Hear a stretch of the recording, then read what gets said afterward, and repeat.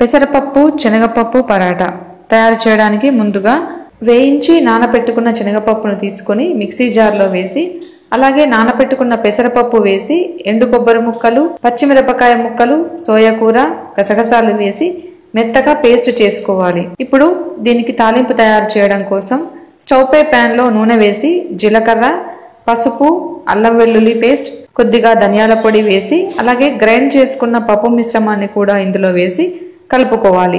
దీనిని ఉండలు కట్టడం కోసం కొంచెం పుట్నాల పొడి కూడా వేసి ఉప్పు సరి చూసుకొని కలిపి ఉండలు చేసుకొని పక్కన పెట్టుకోవాలి।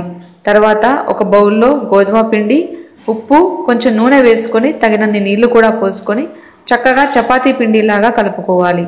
దీనిని 10 నిమిషాల పాటు పక్కన పెట్టుకొని తర్వాత దీనిని కూడా ఉండలు చేసి పప్పు మిశ్రమాన్ని స్టఫ్ చేసుకొని పరాటాలు తయారు చేసుకొని వేడి ప్యాన్ లో కొంచెం నూనె వేస్తూ చక్కగా రెండు వైపులా మంచి రంగు వచ్చేంత వరకు కాల్చుకొని సర్వ్ చేసుకోవాలి।